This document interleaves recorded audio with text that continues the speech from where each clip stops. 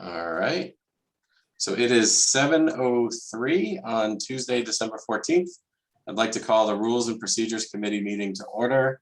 Councilors Moore, George, and Souza are present, so we have quorum.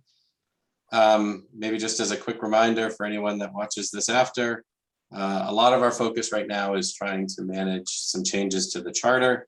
There are a lot of changes, and so we as a committee are still sort of working through the most efficient way to do that. So you'll see some of that play out in real time. Another thing just to note, Ed Vivaldi is in the audience, agreed to join us. Thank you, Ed. As we come up to each of the changes, we thought it would make sense for Ed to just sort of talk a little bit about the prior work done on the change, just to make sure that we're connecting our discussions back to any history that could have been discussed in other committees. So with that, our first agenda item is public comment. I don't think we have anyone else, and Ed, I think you were planning to join us in the actual content, but do we have any public comment? All right. So why don't we go ahead and move into the actual ordinances. The first ordinance is FY 21-012. This is the admin code change for part 2, chapter 1, article 2. If you remember, we were advised to actually try to hold this in committee until the other changes associated with redistricting went through town council.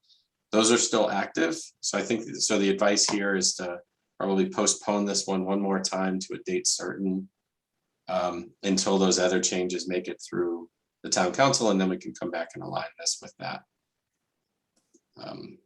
If that is agreeable, I would entertain a motion to postpone to a date certain. So moved. I'll second it.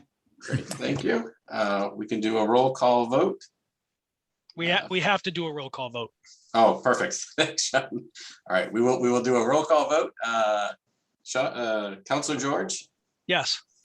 All right, Councilor Souza? Yes. All right, and then I am a yes. So the motion passes. And then Sean or Frank, just a quick question. When we postpone to a date certain, does that mean by the end of this meeting, we have to pick that date? We don't have to, but I think as a good practice, we probably should look at calendars and come up with another date. And then barring any unforeseen circumstances, we know that that date is good for all three of us. Okay, great. I think in the past, we've gotten the habit of doing it on the fly, and it'd probably be a good idea to try to get something down. It can change as we've seen, but it'll probably be a good idea. We're all on the phone. Yeah, perfect. So we'll create maybe a calendar for the next couple of meetings. Great. Okay. So I'll move on to the next one. This is Ordinance D FY 22-002. This was the amendment for the correction of typographical and punctuation errors. This one is kind of tricky. If you remember, the advice that we received from council was that we would actually have to create an amendment or an exhibit for this that showed all of the specific changes. And the tricky thing about doing that now is we may end up actually changing that as we go through and change the charter. So the recommendation here is to also postpone this and address the punctuation and typographical changes a little later in the process, after we've actually changed some of the content itself. And then we would essentially use this as like a sweeper activity to go through and catch anything that wasn't otherwise changed. So I think the advice here is also to postpone to a date certain. Does that sound right to the team? Yeah, I'd make that motion. Okay, great, thank you so I'll much. second that motion. Great. Roll call vote. Sean? Yes. Frank?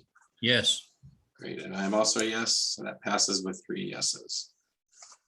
All right, so the next one I think is actually, in addition to us discussing it, I think this is also an opportunity for us to align on how we might be able to tackle some of these. But before I get into it, the next agenda item is FY 22-003. This is the town charter Article 4, Town Manager Temporary Absence. And maybe before I get into my content, Ed, I know you're in the audience. Is there any history on this one that you'd like to provide before we dive in? Sure, and thanks for allowing me to add some value here tonight to your meeting.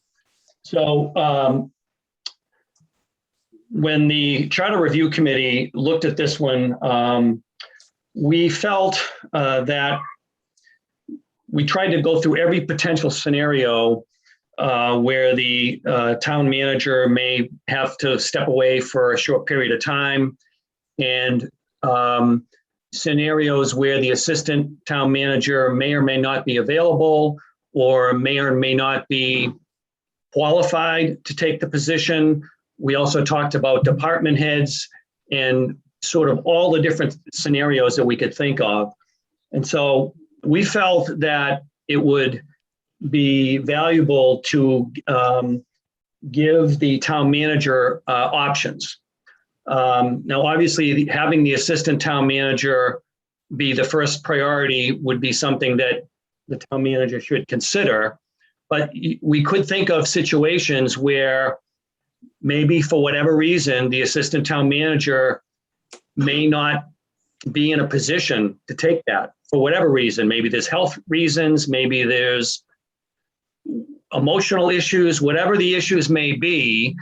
There may be a reason why the assistant town manager should not be acting. So that's where we gave the town manager an option, and we said either could appoint the assistant or could choose to appoint from the department head. So it wasn't necessarily a mandate to definitely go with the assistant town manager, but it was more of an option that gives them a little more leeway in terms of selecting that temporary person. Okay, thanks, Ed. I appreciate it. Any questions for Ed before we dive in? So I'm reading the order. So I hear what you're saying, Ed, but the way I'm reading this is, town manager shall act in the absence of the assistant town manager, right? In the absence of the town manager. If there's no assistant town manager and the town manager is unable to act, then the council president shall appoint an interim town manager until the town manager is able to perform his or her duties. So, I mean, in essence, though, Ed, what this is saying to me is the assistant town manager, basically, if the town manager is out, say that, he or she goes out on medical, whatever the case may be. I mean, to be honest, if the assistant town manager cannot act as the interim town manager, barring what you have said, because there wouldn't be a assistant town manager if that person, he or she was out on medical or things like that. But if they're in the role, if they're in the position, then we've got a bigger problem if the town manager goes out and the assistant town manager in that role is deemed not acceptable to be the interim. I think where I'm reading this is if the town manager goes out and the assistant town manager is not in the role, then we didn't really have a succession plan of where it goes. So what this is saying is that the council president would be the person who appoints the interim until the town manager is able to come back, or maybe they declare they're not coming back, which such we would start the whole process of hiring a permanent town manager. Am I reading that correctly as it is in the ordinance, or am I not reading it correctly? Yeah, I think that's my understanding too, Sean. Ed, I don't know if you have. Yeah, well, I think the way I read it, it sort of mandates. It says the the temporary absence shall be amended such that the assistant town manager shall act. Yeah. In the absence. Yep. Now, what if there's an issue with the assistant town manager, but that person is still there physically, they're performing the role, but the town manager doesn't feel comfortable for whatever reason that the person should act for the 3 or 4 weeks or whatever it might be. The way it's worded right now, it's mandated. It has to be, if the person is in that role, it has to be that person. Well, what's the definition of temporary absence? It's less than 30 days. Okay. So Ed, if I understand this correctly, if the town manager is going to be out more than 30 days, he or she doesn't have the ability. They're going out basically on disability. I don't think they have the authority or the ability to name their successor. Yeah. So if again, and I understand what you're saying, I'm not trying to be argumentative, but in all seriousness, if the assistant town manager cannot take the role, then the town manager, if they come back, has a lot of answering to do to the council, because in like any organization, if you've got a manager and assistant manager, and if the manager goes out and the assistant manager can't take the job, then the assistant manager shouldn't be there in the first place. So I would think that if, we don't have an assistant town manager and then the town manager goes out, then the council president steps in and can appoint a temporary one. It says here, like a department head or someone that's going to be the interim in that role, which I understand. But I think if we interpret it that even though there is I'll say acting or whatever the case is, assistant town manager, but their boss goes out, but they're deemed not an acceptable temporary replacement, we got a much bigger problem there. Yeah. Frank? Yeah, I think what we're looking at here is a couple of things. Okay, one, of course, just like Sean said, if the person is in that position, that person should be qualified. If not, then it's the town manager's responsibility to see that that person is qualified in the event that he leaves. Okay. The other situation that we have to look at is there's nothing preventing that position from being empty, vacant, when he or she has to go out. So now we have to look at two scenarios here. Okay. That person could actually be out for health issues. Okay. Or have left the job altogether. Okay. So now we've got to look at these two scenarios and say, this part addresses this, but if that person is in that position and available, that person will take over for that time period. If there's not a fill, then we go to this other route. Right. So Go ahead, I'm just sorry. make another comment here. So, life happens to people. So the assistant town manager could be very well qualified for that position, but timing is everything. So if the town manager has to leave, and what if the assistant town manager for some reason was going through some sort of a personal crisis in their lives, and they didn't feel they could perform the role that was required of them? The way this is written, it mandates that the assistant town manager has to do it. And all I'm saying is that you can't necessarily know every situation that's going to happen, and you're going to lock yourself into something that might not work out. It's a temporary absence though. So I understand what you're saying. We're not locking ourselves in for 6 months or a year or indefinitely. I mean, Ed, I would equate it this way. If the town manager is going to go out on a 2-week vacation, then the assistant town manager should be in charge for those 2 weeks. If I were made aware that the town manager made the police chief his interim town manager while he's gone, then we're going to have a real conversation about why is it that the assistant town manager is not qualified to step in while they're out, be it vacation, be it temporary absence. And I hear what you're saying about trying to cover it. But if they're going through a crisis, then the assistant town manager should not be in the role until he or she can address that crisis, because it's keeping them from their job duties. So I would, and this is my opinion, right? I'm only one of 3 and one of 9, but I'm not saying I'm not trying to argue that you're wrong. What I'm saying is if all of a sudden we make it so that the assistant town manager isn't automatically in for a temporary coverage of the town manager and the town, then what's the role of the assistant town manager? It's not administrative or things of that nature. That's supposed to be their de facto backup for a multitude of things, be it everyday things, or if the town manager goes out for a couple weeks vacation or even a week's vacation, that should be the order of succession. It's not the right term, but I think you get what I'm saying here. But yeah, I mean, if all of a sudden now we're deathly afraid that the assistant town manager is not qualified to do a temporary coverage, then I'll be blunt, they shouldn't be in the job.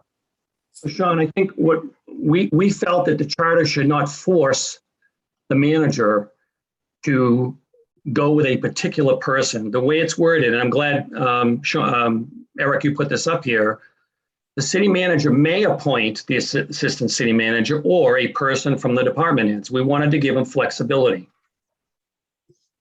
Yeah. So maybe if I could jump in here, I think there are a couple things. Maybe first, if I could just sort of explain how I'm sort of documenting this, and you can give me feedback on that, and then we'll jump back into the feedback. So the order itself, I believe we need to turn that into the actual language and then bring that language back to the town council. And so that's sort of like my intention is the way to like work through these different requests. And so what I'm doing is capturing the current language, the language recommended by the charter committee, and then the language that will come out of this committee to be returned to council for debate and ultimately an action. And what I'm also trying to do is capture those kind of like key notes and concerns that we're talking about. So I think one key fact is we believe that the assistant town manager should be qualified to fill that role for 30 days. Like I think all, at least in our discussion, I'm aligned, I think Frank and Sean are too, that that person should be qualified. And I think you raise an interesting point. If for some reason they opt out, what do we do? Right. And so I think, having some language in there that says if they decline, here's the next step could make sense. But as Sean said, we would immediately have a conversation with the town manager about that. So, your appointed assistant declined the appointment. So I think that's one fact I've heard. A few other things just to call out based on looking at this and looking at some other towns. The new language actually doesn't describe the formal process of, sort of putting that person in charge. And so I think some of the other clauses we see do have language about, this is our existing language just to, like this happens by filing a letter with the clerk to say, I am no longer in charge, this other person is. And so I think there was some concern with the language, the newer language not having that. There's this question if the assistant town manager isn't available for whatever reason, they decline the appointment or they're sick or out of town. We need language for that. Other towns also included language in here about who can't act in that role. Many other towns specifically said that the town council, members of the town council can't be appointed as the town manager, which seems to make sense as a conflict of interest. Wouldn't want the job, but sorry. Yeah, that's true. And then just one other thing, there is some question as like, how does this end? What is the process for the town manager saying, okay, I'm back? And specifically when we talk about actions beyond 30 days, are we now sort of putting someone in full-time, and is that sort of a separate set of language? So I'm just raising those, and we can circulate these. I'm raising those because I think those are just additional considerations that aren't specifically addressed in the language, and we probably just need to work through as a committee. And so what I did is I just took a stab. We can rip this up if we don't like it or change it, but I took a stab at trying to get language that I think preserves the intent of the original ordinance, which could be amended later, but tries to preserve that intent and addresses some of the themes in the recommendation and also some of the gaps that we might have from a legal perspective. And so this is what I'm proposing. And maybe before I get into it, you know, Sean and Frank, you've been through this process before. Is this the right output that we're trying to produce? Is what is the actual language we want to bring back to council to support this order? Is that right? Yeah, I mean, what you want to do is come out to what we would recommend the council support. Now, remember too, at the council level, it can change, right? You can go in a totally different direction, but part of what we should be doing is not only explaining what we would propose, but kind of why. And the other thing too, Eric, is we may not all three just agree on something, which is fine, right?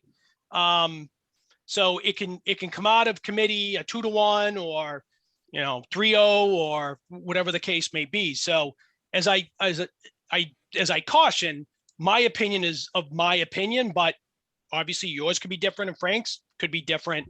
And at the end of the day, you as the committee chair would bring this to a vote for us on whatever's proposed, and it's either a yay or nay. Got it. Yeah. Thanks, Sean. I appreciate that. Eric, if I may. Sure. I'm seeing one thing is missing here, just like Ed said earlier, things in life happen. We are talking about here, the town manager is leaving for a period of time, but he is still capable and physically able to appoint someone. What happens in the event, just say for an example, he has a heart attack and he's in the hospital, and the next morning you learn he's in the hospital, there's no way he's going to be coming down to appoint somebody to take his place. If we're going to do this, then in my own opinion is we should look at a couple of scenarios and maybe put together, what's happening here is perfectly okay if he is capable of saying, I'm going to go out. If he has a scheduled surgery, for an example, he knows when he leaves, he's got an estimated time, how long he's going to be out. Then it's easy for him to appoint someone. Yeah, that's a great point. So maybe let me describe the language, and I think it may address what you just raised, Frank. But if it doesn't, or if there's other ideas here, Okay. let me know. So I think there's sort of this first thing that just describes the fact that we would ideally like the assistant town manager to be appointed. And so I had, in the event of a temporary absence of not more than 30 days of the town manager shall appoint the assistant town manager to perform the duties of that office during that period by a letter filed with the town clerk in the town council. So just with that piece, it's saying if he knows he's going to be out, he has to appoint the town clerk, and the assistant town manager, and he's going to do that by giving a letter to the town clerk and to us, the council. So we now know that this has happened. And then now we're starting to get into like the what ifs, I think. And the what ifs are, if the town manager fails to make an appointment prior to the start of an absence, so they've gone out unexpected, something happens, kind of like the heart attack scenario. Or the assistant town manager declines the appointment. So I think to Ed's earlier point, there's something going on, they're heading off to a wedding and they're just like, I can't do this. Then the town council president shall appoint a qualified employee of the town to fill the duties of the office. So we basically say, in this scenario where it's unexpected, or this assistant town manager declines for, because life or whatever reason, then the town council president will make the appointment. And they'll do that the same way that, like Matt, essentially in this case, would write a letter to the town clerk. Town manager's out, we officially sort of declare him out, and then that letter goes to the clerk and to the town council. And I think this covers the scenario that Ed mentioned, really like that wedding scenario. Let's say.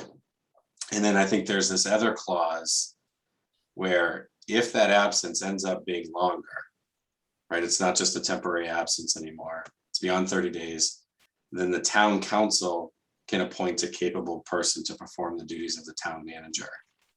And then this appointment, I think actually we probably need to figure out how long that appointment lasts.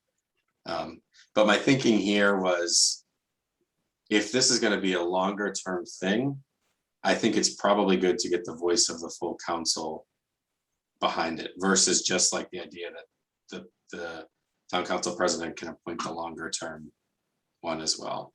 But that's a personal opinion. You know, I think if there are others, but I tried to sort of split it into those three scenarios. Best case scenario, manager, you know, the town manager knows they're out, they appoint the assistant, everything works.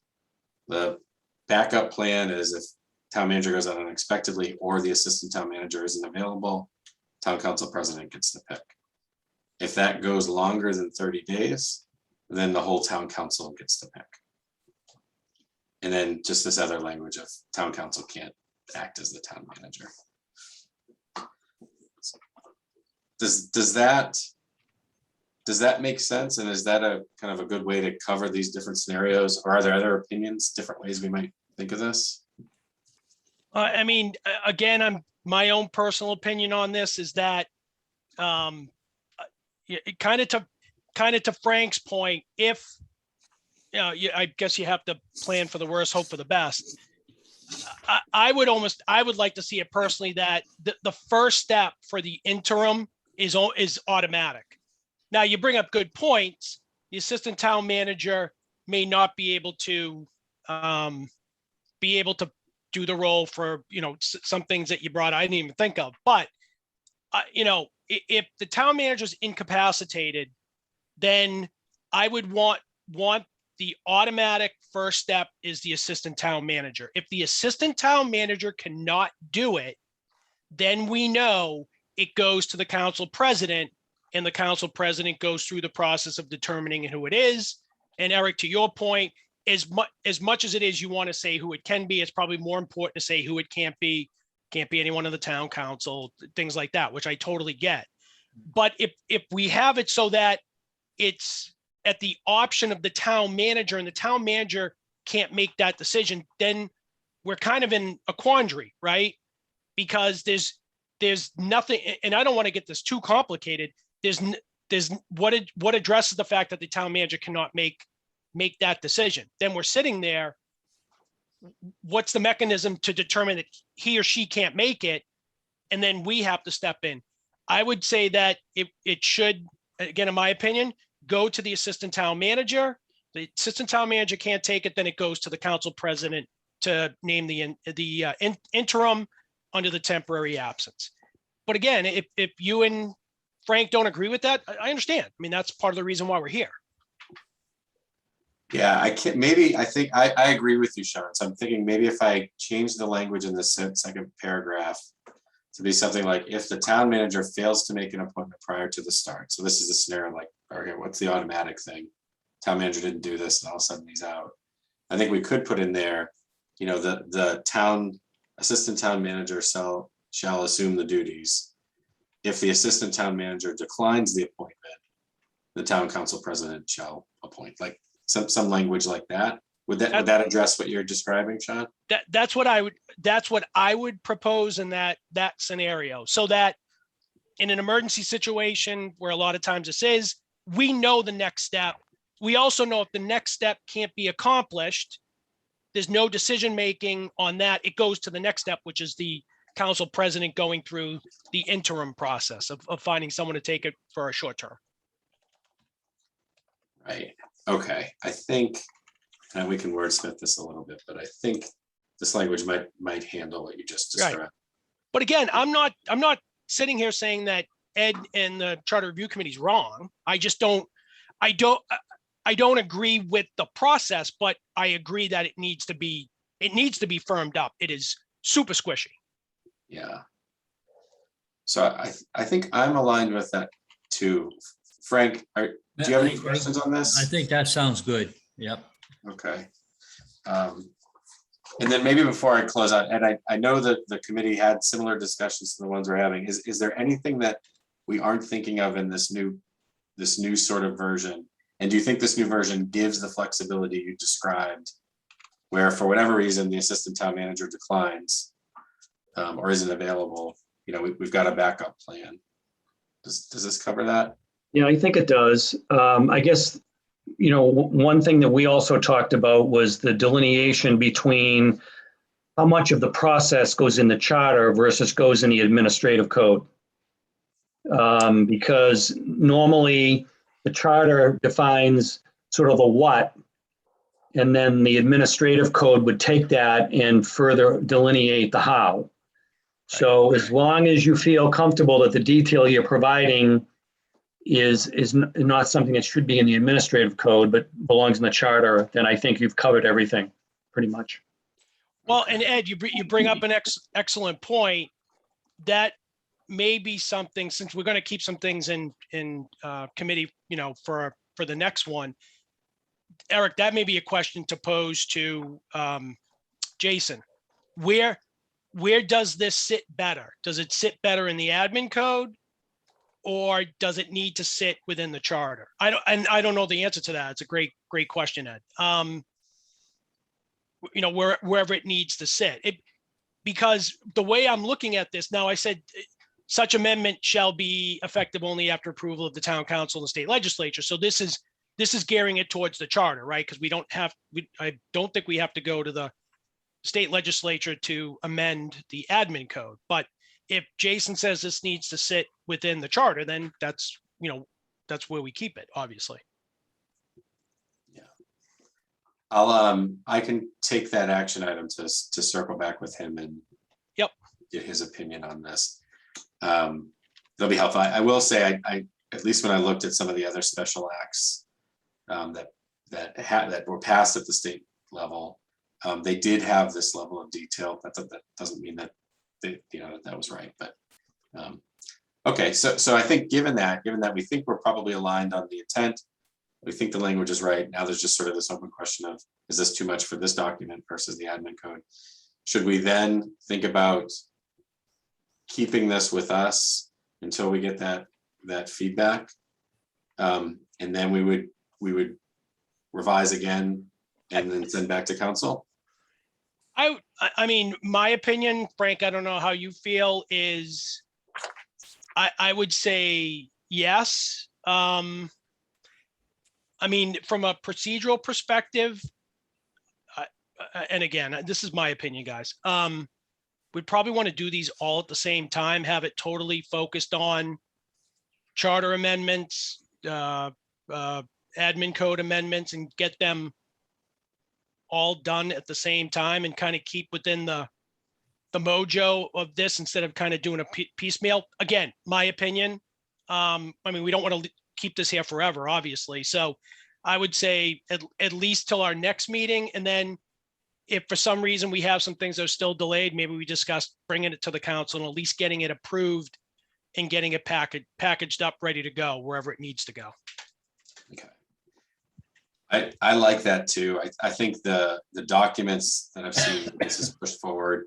They've made some decisions about how to, if it ends up on the ballot, kind of how to divide it up on the ballot. Other decisions on how to package it all as one thing. So I support us working through it all and then kind of giving it back as a package that can be reacted to. Yeah, I mean, I know, and I don't want anyone just to come across as I'm trying to keep it from the voters, but like I said, if this is a procedural thing that doesn't, I want to put things in front of the voters so that we can keep their focus on the important things that directly affect them. I know the town manager does, don't get me wrong. But I'm also concerned, this is just a general statement, that when we bring this to the voters, if there is a huge list, it can become extremely overwhelming and really potentially disenfranchise people. But I get, on the flip side, we don't want to push through things and people don't understand why they didn't get to vote on it, which I understand. It's a delicate balancing act right here. Yeah, I think that's a great point. And I think I've seen some stuff that supports that. Okay, so given that, I think what we're saying is we want to probably entertain a motion to postpone this to a date certain. Does that sound right? Well, I think we can do this. So hold on, your screen just went blank on me. Bear with me, guys. I apologize. Sure.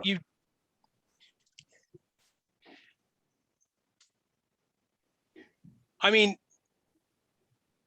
yeah, you know what? No, we chew on what we're trying to accomplish here. I would agree with that.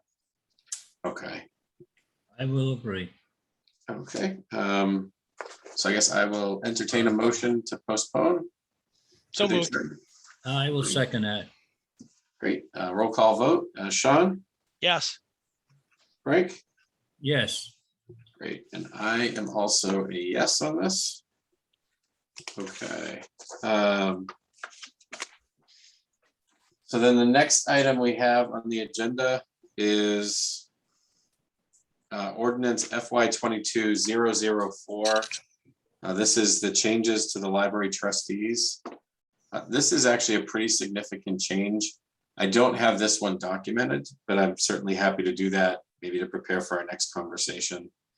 I think for this one, a lot of this seemed to be information about, I mean, sort of like giving them more tools to sort of execute against their vision. So actually, maybe before I dive into this, Ed, is there anything that you'd like to tell us about the history of this one? Yeah, so the trustees reached out to us early in our process and indicated that they were going to make some recommended changes to the section of the charter, which is set in Article 3. And basically, you know, through multiple conversations with them, the basic gist is that they wanted to have a little more autonomy as a group, expanding the scope of their domain. They wanted to be able to better manage how their assets come in, the collections and gifts that they receive from people. Right now, they're pretty limited on what they can and can't do. And it also, they wanted to be able to have a little more say in the how the library director position is filled. So those are just a couple of items that they brought to us. But as you said, there's a lot of verbiage there. And we went through them all. I think there's maybe 6 or 7 sub-articles. And we all voted on it and felt very supportive of what they were trying to do. So if you wanted more detail on that, you could certainly invite one of the trustees to come to one of your meetings here and give you a little more detail on it. But from our perspective, we fully supported what they wanted to do. Yeah. And maybe just a question, Ed.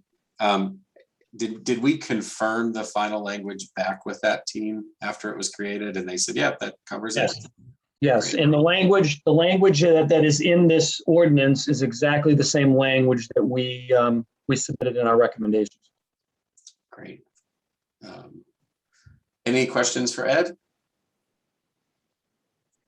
Okay. No, I've read this a couple of times. I mean, one of the things that we'll probably have to do just to clean this up is with, I think it says the city manager. I mean, if it's going to stay the town manager, we've got to, you know, we can't reference a city manager if we have a town manager, things like that. But that's, I'll say grammatical in nature.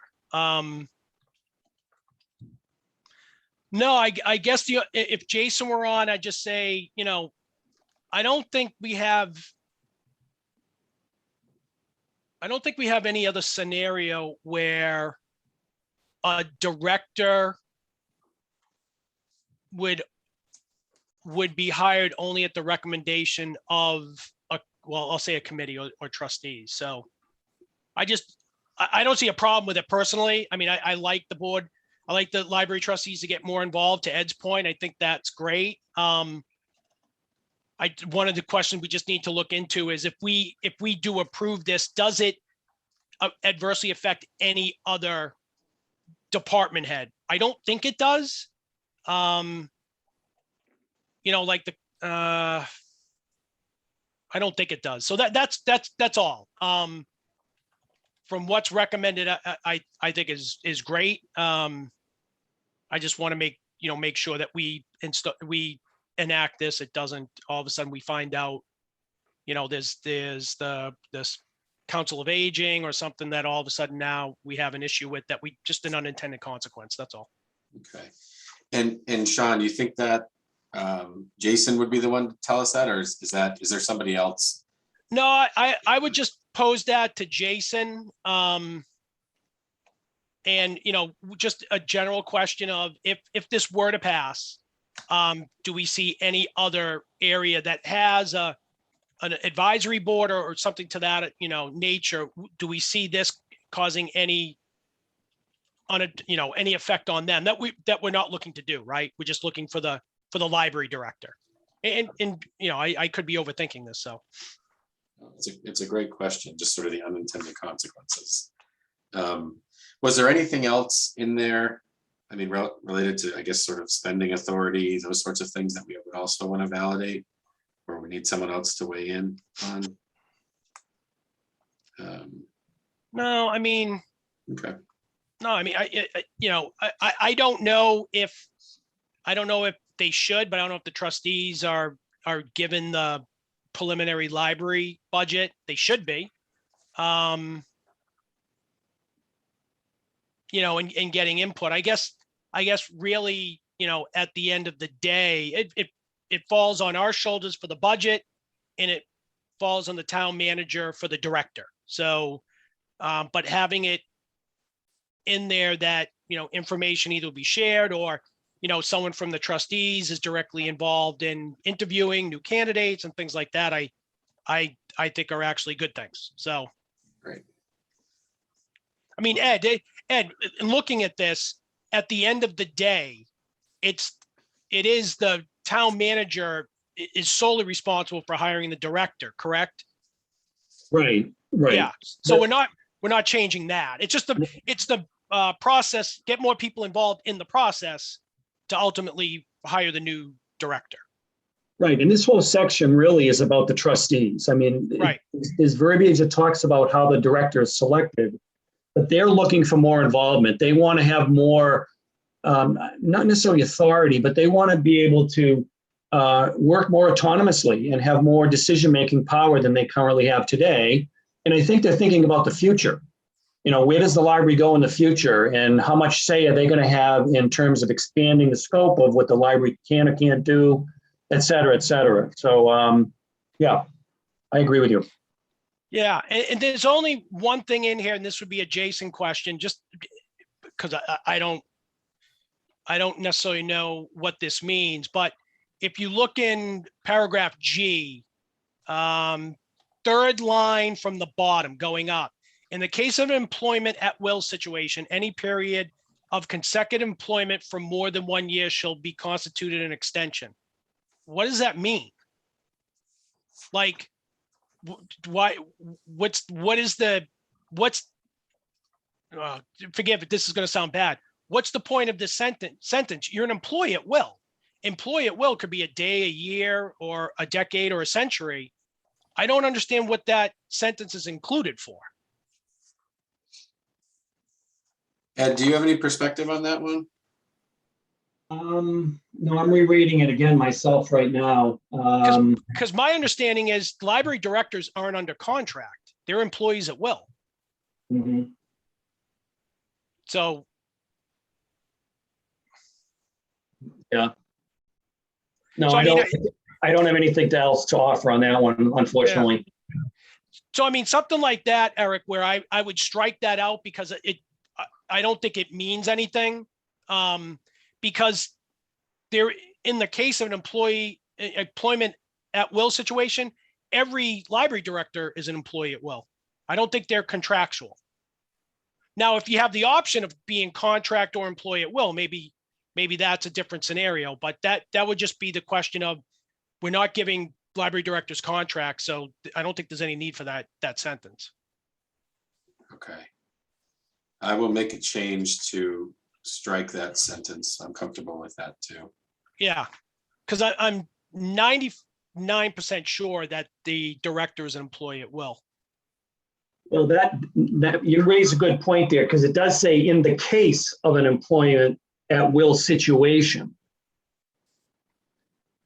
Right, but so that says in the case of one, being there. I mean, maybe that's not the normal situation. Maybe library director does have a contract, but maybe. But even if they were, any period of consecutive employment for more than 1 year constitutes an extension of what? Employee at will is employee at will. If you'd like, I can research that a little bit more and get back to you guys on that. Yeah, Yeah, I'm not trying to nitpick Ed, but No, I was just good reading point. that. Yeah, I was just reading it and I'm going, there's no such thing as an extension of employee at will. I'm an employee at will. So literally tomorrow, bank could come to me and say, unfortunately, we're going in a different direction. And it doesn't matter how long I've been in the job. That's the way it goes. So, okay. Yeah, it is. And I'd say, Ed, maybe as part of that, the sentences that come before that, it almost seems like the trustees are looking for the ability on an annual basis to just say, yeah, this is the right person, let's keep it going. So maybe if you could just sort of help us understand even like some of the sentences before that. Yeah, because I mean, reading that too, I hear what you're saying, Ed. Maybe it is an option of a contract versus employee at will. But that even in that particular case, that next sentence doesn't make, in the case of the employment at will, it doesn't make any sense to me that, if I started on January 1st, employee at will, and then January 1st the next year, that's an extension. Well, that doesn't matter. It's employee will is day by day. Yeah, I'll put together an email Okay. and send it to you guys. Yep. thanks, appreciate it. Okay. Yeah, everything else looks, I'm sorry, Frank, go ahead. I've No, I already just said talked too much. thanks. I'm listening and I agree with you. Okay. Yep. Thanks, Frank. All right, so I think the action item on this is we think we're going to strike that sentence. I'll make a note of that, and Ed will do some research and help us get a better understanding of the intent there. Yeah, and we'll just need to clean up city manager and stuff like that. So Yeah, I took a note of that as well. Yep. And then I had circle back with Jason, get an understanding of if this passes, does it have other impacts? We just need to understand that. And then I think just general Jason feedback. Is there anything else in here that we should consider?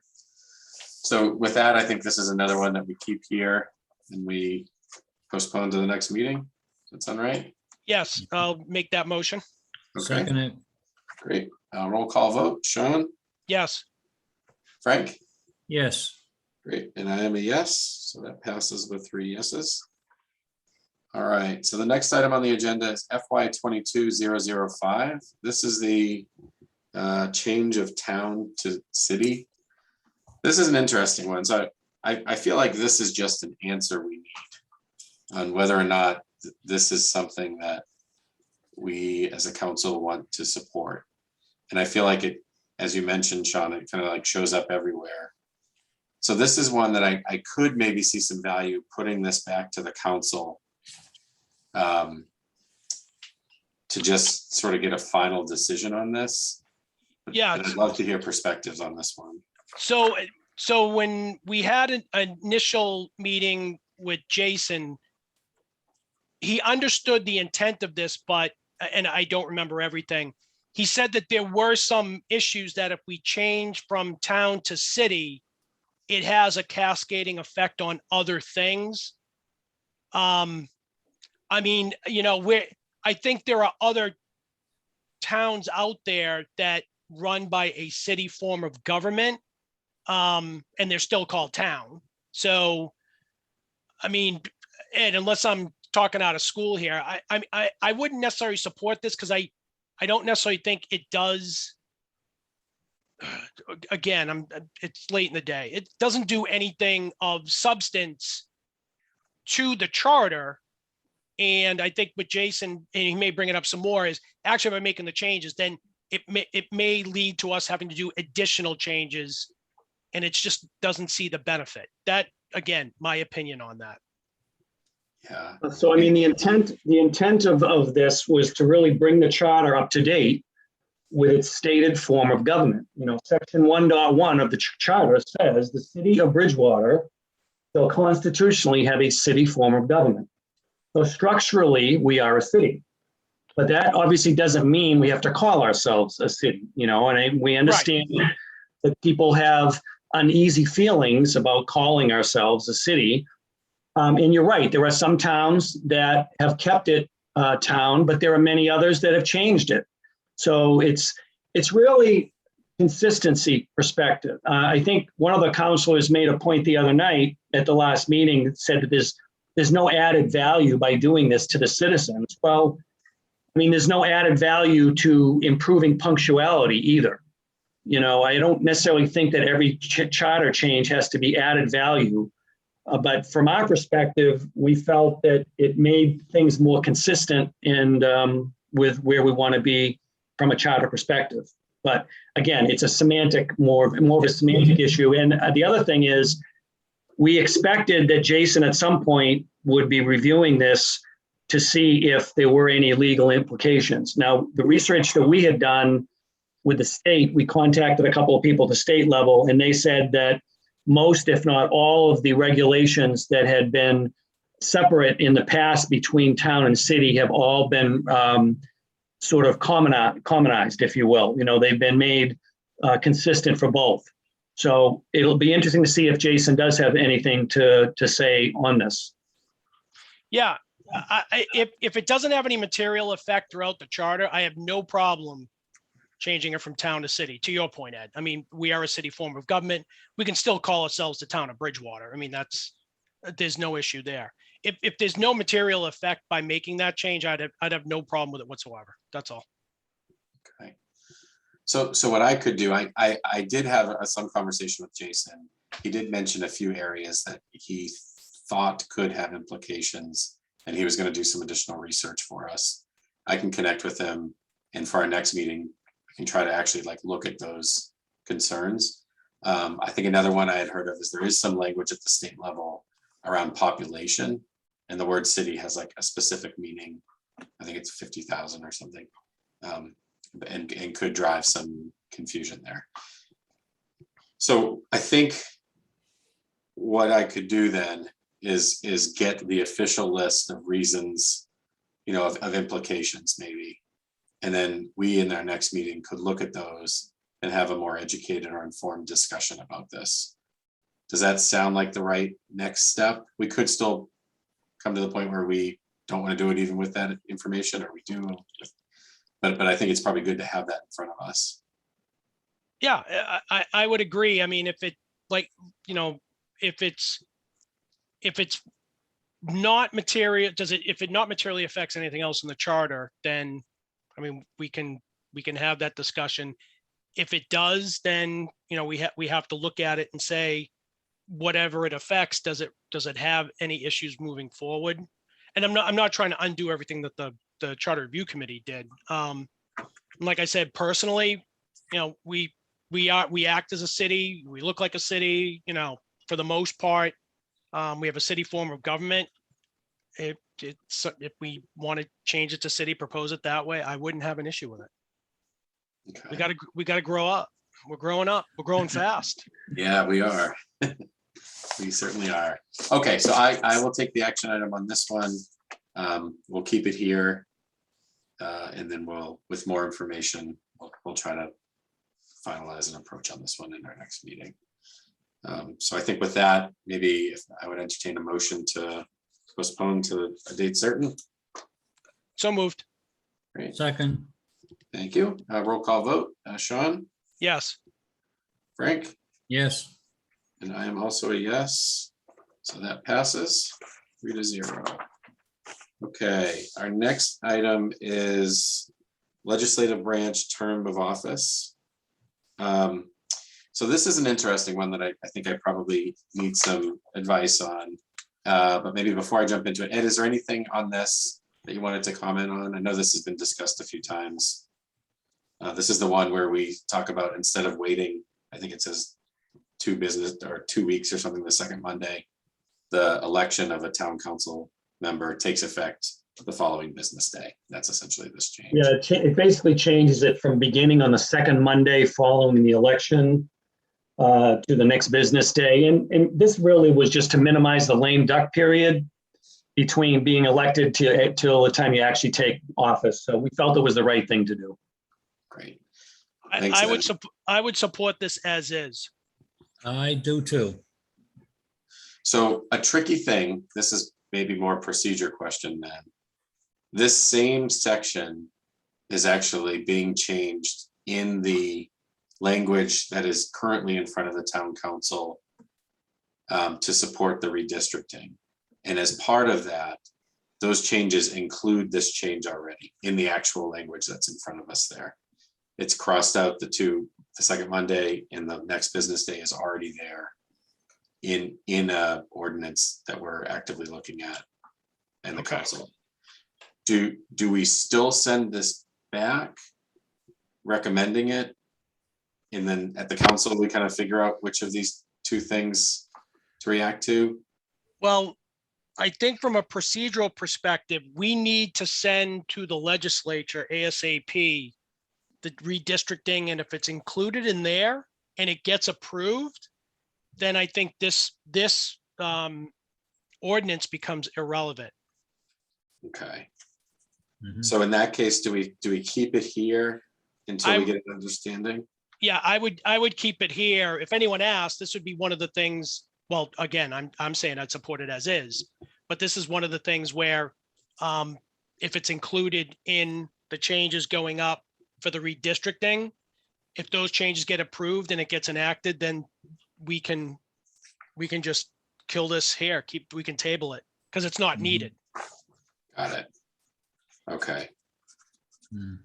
perfect. That sounds like a good approach. Frank, do you agree with I that? agree with that, yes. Okay, great. So I think with that then, I'll entertain a motion to postpone to a date certain on this one. So moved. Second, All right, roll call vote. Sean, Yes. Frank, yes. and I am a yes. Motion passes 3-0. All right, the next one is election eligibility. And this is the one that has to do with the number of terms, right? And this is the language that says shall not exceed 4 elections to the town council. However, prior service in either at-large or district council position does not limit eligibility. I haven't prepared a side-by-side on this one, but I almost feel like this is a big enough change that we probably need to look at actual language on this. And so if we postpone this one, I can do homework to prepare the side-by-side, and then we could look at specific language to have a discussion. Does that make sense? Can I ask a question of Ed Yeah, before please. we do that? Yeah, absolutely. So Ed, the only part that I don't understand, I understand the intent, is prior service in either at-large or district council position does not limit eligibility. What is that like? What's the intent of that? I don't understand it. So that is either your wording or Dennis's wording. That's not how it was actually worded coming out of the Charter Review Committee. I don't think either one of us added that. I don't know where we got it from. So I can tell you the way we worded it. So can I just back up, because this is actually misworded, this ordinance. It says election eligibility. So eligibility is actually section 21B, and eligibility talks about who can be eligible to hold an office. This is really term limits, which is section E, 2-1E. So it shouldn't say election eligibility, it should say term limits in the title, just to be clear on that. Okay, Okay. So in the way the Charter Review Committee worded it was, we basically said that a person, a district councilor, city councilor, could not exceed 4 elections or appointments. We said or appointments. Because some people are appointed, right? That's happened in the past. But then what we wanted to, so that's essentially still 12 years, which is what we have today in the charter. Since everybody has a 3-year term, 4 elections would be 12. But then we're saying that you could expand that another 12 by running for another position. In other words, if you're a district councilor and you reached your 4 times being elected, now you could run for an at-large, and then your clock would start over again. So then you get another 4 elections. So essentially you could hold office for 24 years. That's a scary thought. And the reason we did that was because we felt that, we know some people don't like term limits, but we felt maybe 12 years wasn't enough time, so we sort of met in the middle of the road on that one. No, I get it. And okay, but, and again, I'm not trying to get nitpicky. So it would be 12 years. You'd only have up to 12 years, and it doesn't have to be consecutive. It's just 12 years, either at district counselor, at large, or both, like 12 and 12, correct? The only little nuance now that we need to consider on this, Eric, is when we redistrict, not everyone in the first election is running for the same amount of years.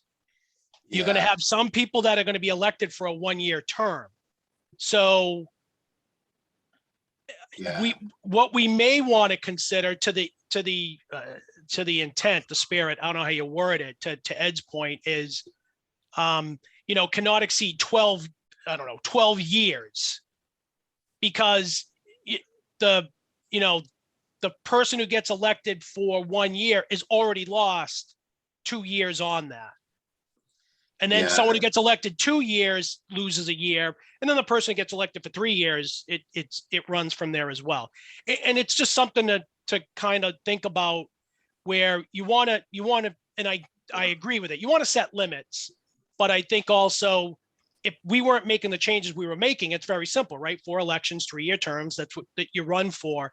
So, I don't know if it makes sense to consider, and we can consider it later, is, not exceed 12 years as a at-large counselor, or, 12 years as a district counselor. Does that deliver the intent of what you're trying to get across, per se? I think it does. Yeah. Yeah. I thought the same thing, because I think in my own situation, I'm 1 year into a term. This term will end literally after 1 year. I'll be elected for another 2. So I'll actually have 2 terms behind me if I am able to be elected within my first 3 years. I will burn 2 terms. And then maybe just another question. I think this is probably more on intent. So in a scenario like we have right now, there is the opportunity for me to be a district counselor term 1, flip over and be an at-large counselor term 2. Maybe I decide to go back to district term 3. I think in that sort of like patchwork, we're still saying that's fine as long as you never do more than 4 district runs and more than 4 at large. Is that right? Because I think we actually are going to see some of that. We have to see some of this in the next one, because we have fewer district roles. And I don't know if that idea of like a counselor sort of moving in and out of district and at large. I think it does. Yeah. Yep. Okay. So I think I understand the intention here. I think I have a little bit of the history of where this one came from and some of the legal language we need to clean up. So I think this one, as I mentioned, maybe we pull up that actual language, and in our next meeting, we take a look at the words and make sure that they reflect what Sean and Ed just described. Does that sound like the right next step here? I would think so, yeah. I mean, at that point, we can determine if there's a better way of wording it so that it takes in consideration the reorg, but keeps the intent of defining, basically how much time you can spend in each seat. Yeah, perfect. Okay, I'll take the action to prepare for that next one. Frank, anything else on this one? No, I agree with what you're saying there. Great. So I think with that, I would entertain a motion to postpone to a date certain on this one. So moved. Second. Great, thank you. Roll call vote. Sean? Yes. Frank? Yes. And I am a yes. So that's 3-0. Motion passes. All right, the next one is the annual stipend. My name should not be on this. Okay. I do not support this, but anyway, that's neither here nor there. Well, that's the first change that we'll make then. No, that's all right. That's all right. All right. So yeah, this is the request to that town councilor shall receive an annual stipend of $3,000, but shall not be eligible for any other city provided benefits or pension. And this amount shall only be amended to a 2/3 vote of council. So I would say right off the bat, if we were to move this, I would make a motion to delete and further such stipend amount shall be amended by 2/3 of the council. The council should not be voting on increasing their stipend. Yeah, I agree with that. And Jason actually said that we would be. Yeah, I it's not agree with allowed, that. you know. Mhm. Yeah, we're So not, that's we're not the feds here. So, I took that note.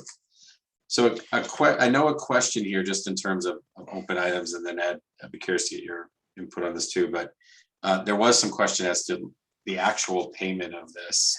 And, you know, if it's not defined in the charter, we need to make sure we define it somewhere, because there's the idea of an elected term, which is different from the fiscal year calendar, which is different from the annual calendar. And so I think if we do move forward with this, there probably needs to be some matching language that talks about just sort of how that's paid. I think it would probably be in the admin code. And if I were to recommend, it would be monthly. If you sit in the seat, you get a monthly, I don't know, 12, 1/12 of $3,000. Yeah, $250. Yeah. Yeah, I agree with that on a monthly basis. And when should it start? As soon as you take the seat.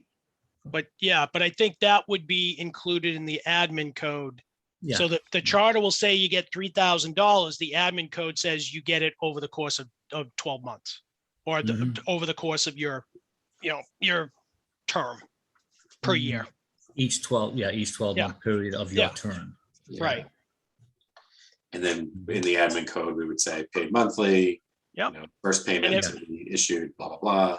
Beginning of the month. And then if that person ceases to hold the seat, they suspend all payments on a go forward basis till that particular position is replaced by another candidate. Got it. Okay. Let me just make some notes on that. Okay. So I think maybe with this one, we just pull up. There isn't existing language on this already. Or Ed, actually, do you have anything to add on this one? And is there language to be changed or just added? Language is exactly the same as what we recommended, minus what Sean indicated be deleted. I think that was inserted by Dennis, maybe, I'm not sure, but yeah, I mean, the committee felt very strongly that, this was warranted based on the amount of time and effort and sacrifice that the counselors make. It's actually on the lower end of the scale money-wise compared to our neighboring towns and cities. So, I think it was unanimous in terms of supporting this. Now, the issue obviously becomes if that $3,000 number and you want to change it at some point, it's going to require a charter change, right?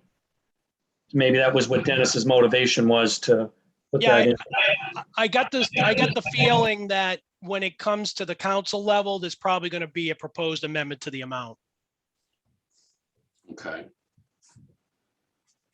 All right. So, but that, to Ed, to your point, once we land on a number and it gets approved by the legislature, then that stays in until someone proposes another charter change that has to go to the legislature and then has to go to the voters. Right. So at minimum, it'll be 10 years from now. Yeah. So with inflation, that $3,000 will be $30 in 10 years. Pretty close to what we're making now. okay. So for this one, maybe as a next step, should I actually just pull the language, propose something, and then we can? What I'd like to do is propose an amendment to strike out and further that such stipend amount shall be amended by a 2/3 vote of the council. Okay. So, I mean, basically other, city provided benefits not eligible, right? And just leave it at that. Okay. Do we need a second to that then? Yeah, Eric, Well, yeah, okay, just discussion on that. You're concerned about 10 years, you vote this in and it's going to be there for 10 years without a change, then maybe it could be a clause that says the stipend will be raised at the rate of inflation. So if the government comes out and says, well, here we are, we got 3.4% inflation this year or 7%, whatever it is, then it's an automatic raise to keep it looking like it's that same amount of money. That's interesting. So we build into this the rate of increase Yeah. to match inflation. And you got Okay. a legitimate source of the number for the increase. You're gonna have to mention at what point in time that inflation number is chosen. Mhm. Okay. So maybe, should we handle Sean's motion first, and then I can take a note on that, Frank, and we can come back with language in the next. Sure. I'll second his motion. Great, thanks. So again, this is a motion to strike the language and further that such stipend amount shall be only be amended by a 2/3 vote of the council. Roll call vote, Sean, Yes. Frank, Yes. and I am a yes. So that passes 3-0. Then I took the note that we want to come up with some language to propose about a rate of increase that keeps it aligned with inflation. So for a next step here, I think I can prepare another one of these sheets where we can just look at the actual words and in the next meeting, propose that wording. Does that make sense? Yep, that made perfect sense. Mhm. Okay.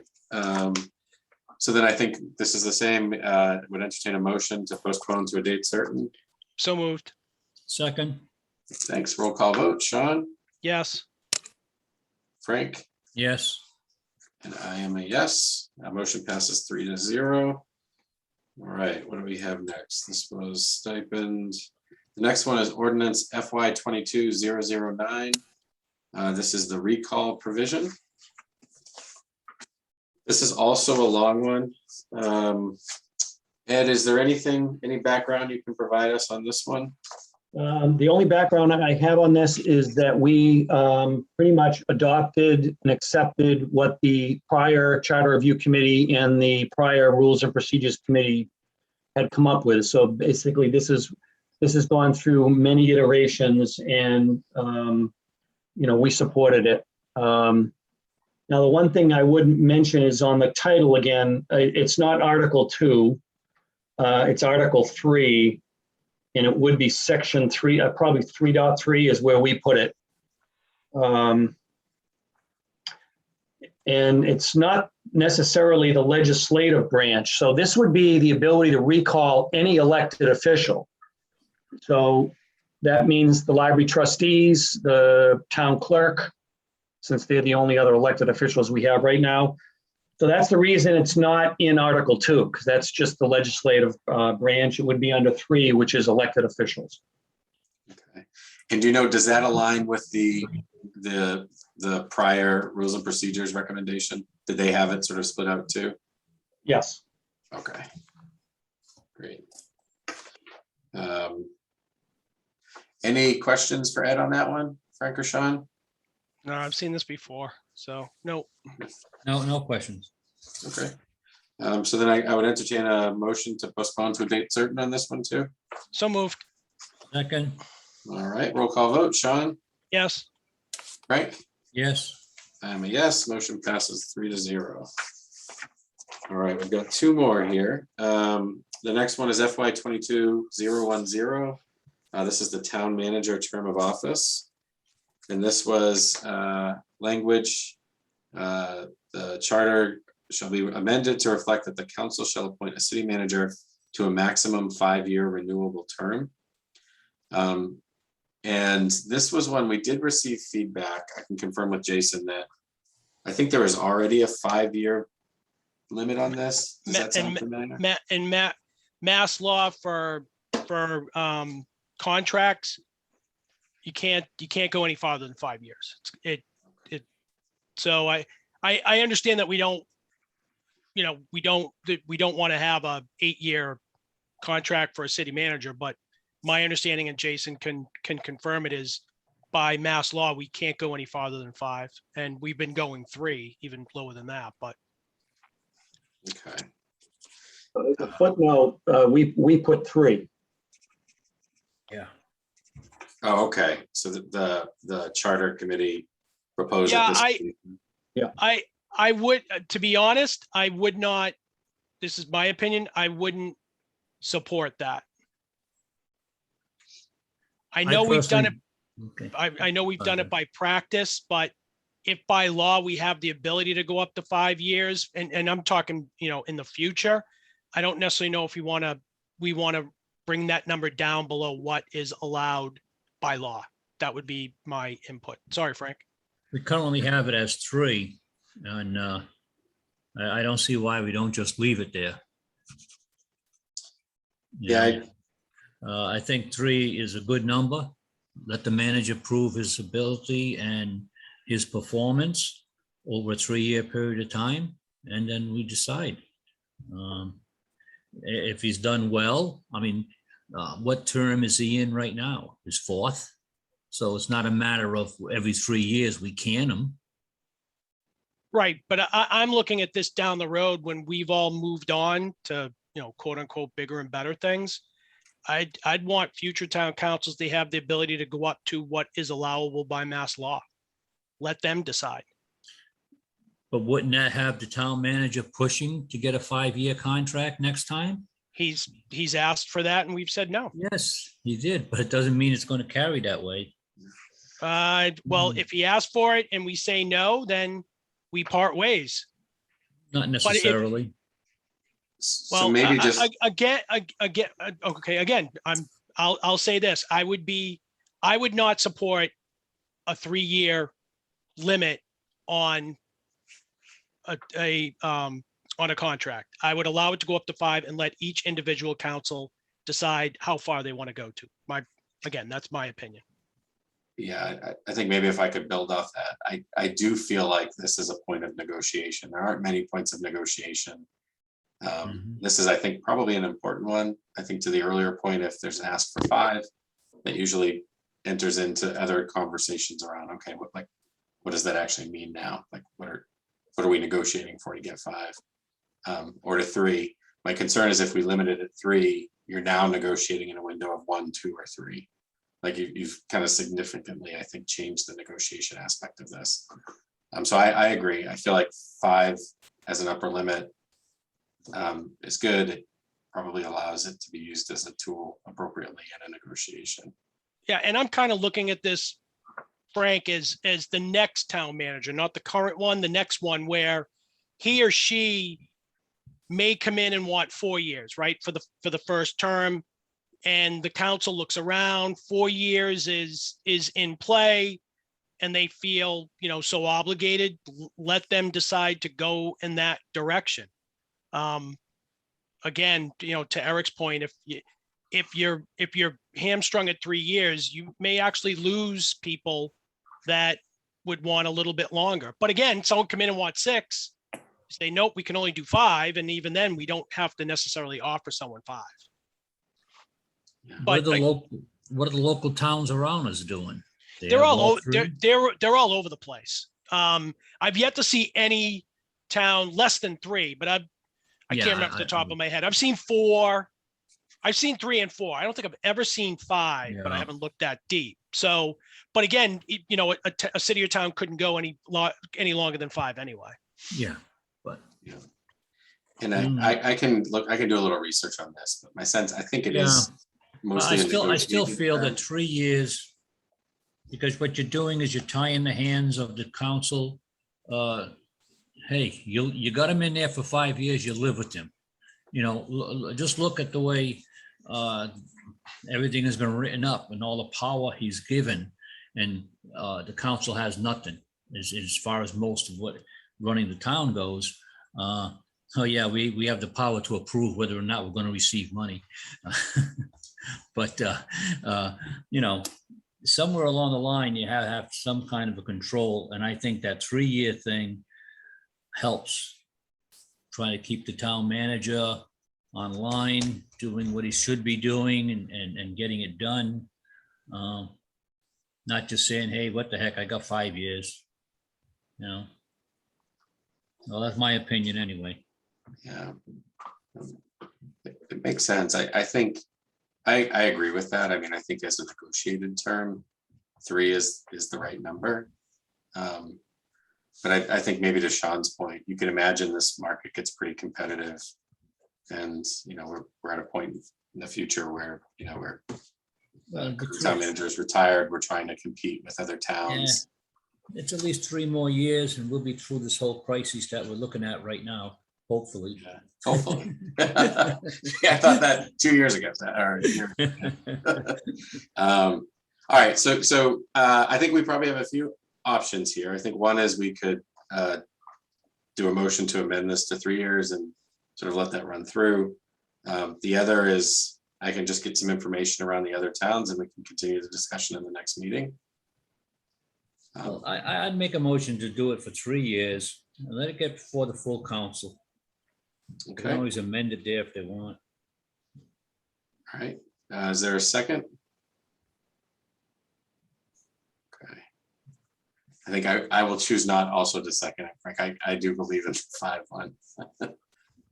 Sorry. So I don't think so procedurally, I probably need some coaching on this one. If there's a motion and there is not a second. And There's no motion. There and is it no doesn't- motion if you don't there's get no a second. there's no change.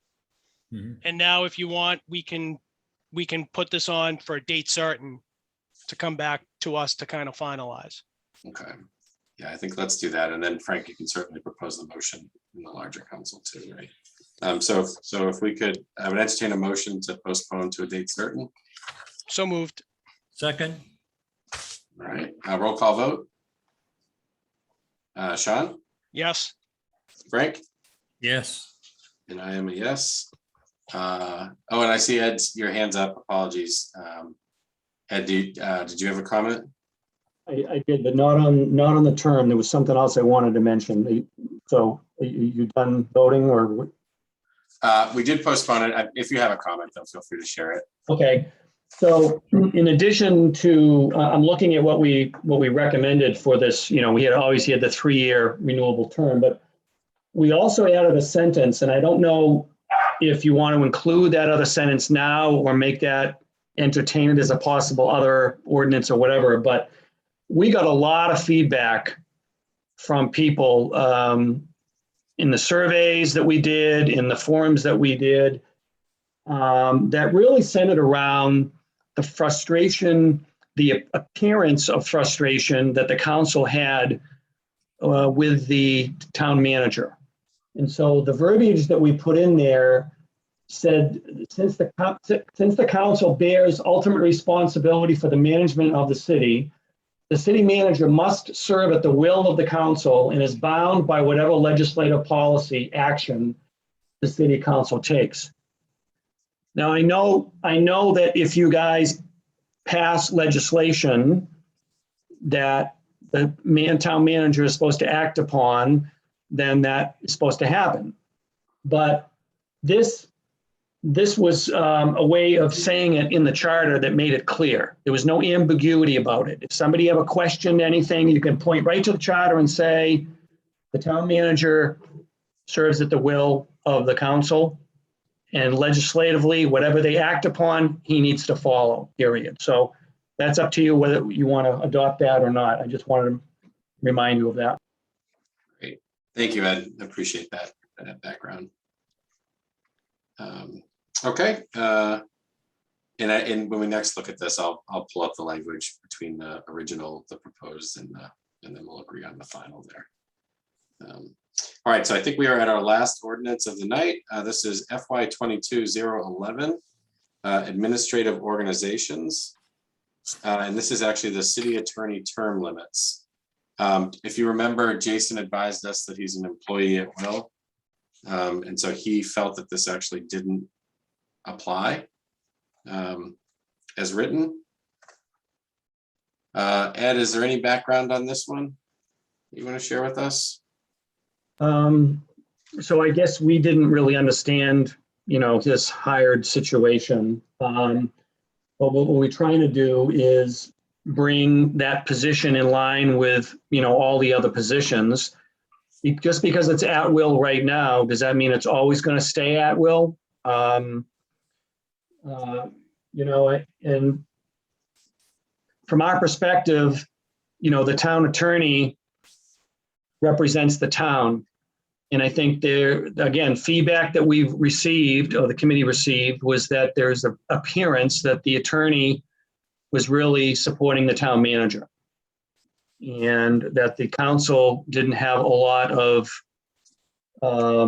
influence over, and since the council is the body that represents the people, and the attorney is supposed to represent the people, there was really who should be appointing the attorney, and then what kind of term should the attorney have and be held accountable to. So that's why we felt that, why is it that the attorney serves at will?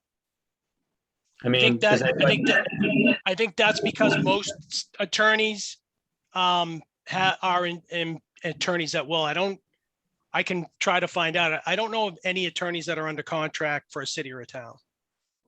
Okay. Does the attorney get a performance review by anybody? Town manager. He's responsible for giving all the reviews. Yeah, I think it would be interesting to see some of the other versions of this. I do know there are other towns that contract with a law firm, like a larger law practice versus sort of an individual. May I? There was a discussion on different types of contracts that they had from different towns. And some of them limited what the town attorney did under his contract. And then beyond that, the town would be billed separate fee. And that was a concern, okay? Where in our case, he has a set salary for each year. And I guess that back when the town manager recommended him and the council approved his recommendation, and that made him an employee at will. And as long as the town manager continues to have him there, he's there. We get a new town manager, he could go or he could stay, but that's how he got there to begin with. Thanks, Frank. Any other conversation on this or history that would be relevant here? So, No, nothing. It's just, it's interesting. I get what Ed's saying, but like anything else, there's multitude of approaches to this. But I mean, I personally wouldn't support putting our attorney on contract if we have him as an employee at will.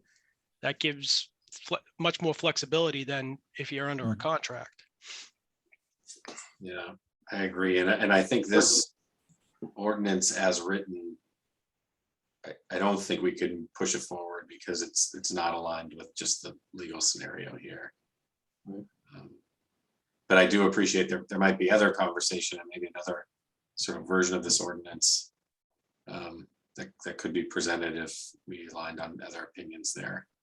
But I feel like for this, sorry, go ahead, Ed. Yeah, the other thing that popped into my mind, and I know we discussed at length, was that the council, every time the council tries to question or challenge one of the department heads, it becomes an issue because supposedly you're overstepping your bounds, right? Mm-hmm. But yet the city attorney is technically a department head, right? Head of the legal department, but yet is supposed to be representing the whole town. So you should be, as a council, you should be able to challenge the city attorney at will, I would think, but yet are you still bound by the same issue as if you go to challenge the police chief or the fire chief? So it's an interesting scenario, and I think we felt as a committee that it needs to be relooked at and potentially make some changes to that one position because it is a different position. It's different from the other department heads. And so we took a stab at it, and this is what we come up with, but that's the background, and I can share with you a little more if you're interested. Yeah, before we go further, Frank, I think I saw your hand up. Yeah, I remember a while back when it was a lengthy discussion on the town council members unable to have any type of communications with department heads. And the town manager came back, and it's in writing. I probably have it over there in my file somewhere. He said that the whole meaning behind it is no council member can talk to any department employee other than the department head. That's wrong. That's wrong. And we've had Jason say on numerous occasions that the town council cannot tell a department head or an employee how to do their job. There's nothing that said, hold on, Frank. Yep. There's nothing that says that a town councilor cannot have a discussion with a department head, because I've had multiple discussions with department heads just getting information, and I've yet to have the town manager or the town attorney step in and say, you're not allowed to do that. No, I guess you misunderstood what I said. His answer to us was, we can't talk to, clearly defined. We cannot speak to any member of any department except for the department head. Okay, so that's the only person in any department in the entire town that we can have direct contact and communication with. It was very clear, spelt right out, because some people were trying to talk with people within different departments and stuff. And that's why all this came up. So maybe just to jump in here, I think there are probably, maybe 3 different discussions. I think the one right now is, I think we actually do have the power of inquiry over the entire town. I think that's actually written in the charter right now. Mhm. And then I think the second thing is, like, can we actually give work direction? And there's probably some conversation there. We can't do that. Yeah. So I think that we have to Ed's earlier, we have to approve an order to order the town manager to do something that hasn't already, he or she has or not have been already instructed to do. yeah. And I think Ed, to your earlier point where we kind of lost direction on that was, instead of a meeting, not being able to tell him what to do, if we put an order together and the council approves it, he has to execute on it. That is in the charter. I don't know exactly where, but I can't remember the last time we went through for a while a formalized order, but we've done it. Now executing on it is the other part of the equation, but that's not for here. But to get back to this, it's an interesting point, Ed. I don't look at Jason as the head of the legal department because he's only one, but you're right, he is head of the legal department. So we can probably have some more discussion on that. But I wouldn't put him under a contract, but we need to have more discussion on, do we propose it, that position being appointed and report to the council, or does it stay at the town manager? I don't know the answer to that, to be honest with you. Yeah, I agree. And it sounds like even outside of this, we'd probably benefit from just somebody presenting to us how that role works and boundaries there, that sort of thing. Yeah, I mean, in fairness, we put it to the voters, but I think we have to be like anything else, that there needs to be an education on what the pros and the cons are. I'm not trying to push it either way, but what we did, Eric, was when we did the last charter proposal, we did have like town halls, I guess I'd call them, or get-togethers, and we went through everything and allowed people to ask questions and things like that. So I'm getting ahead of myself on this. So when we're all done with this and it comes back for the legislature, we still need to have a plan so that we can get in small groups, people together, go through everything, ask questions, so that when they walk in to vote, they're as informed as possible. But anyway, point. yeah, I'm way ahead of it. We haven't even gotten to that point yet. No, but this is good. And so I think maybe then for this one, does it sound like we table this and do a little more research to just understand more about? Yep. I'd make that motion, not to table, second. make Oh, a sorry. make a motion to Not move. table. Yeah. Make a Sorry. motion to move to date certain. Okay. Do we have a second? Second it. All right. We'll put it to roll call vote. Sean, Yes. Frank, Yes. and I am a yes. All right. We got through a lot tonight. So we've got 2 more items. Next thing is public comment. Do we have any public comments? All right. And then before we adjourn, I know we talked about looking at calendars and maybe picking a next date. Could we take a minute just to do that? Go ahead. Just pulling mine up here. Do we want to try to meet next week? The following week is the holiday week.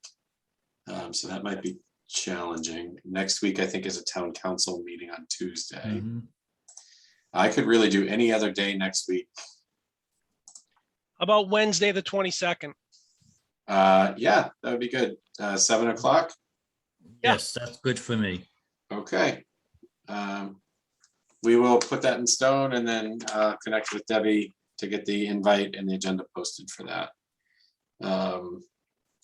All right, I think that's it. I would entertain a motion to adjourn. So moved. Second, All right, roll call vote. Sean, Yes. Frank, yes. and I am a yes. Thank you, Ed, for your time. Appreciate it. And thanks everybody else. We'll Yes, see everybody Thank next you, week. Ed. Sean. Thanks, Everett, everybody. Take Deborah. care. Bye-bye. See you Have next a good night. night. See you Tuesday.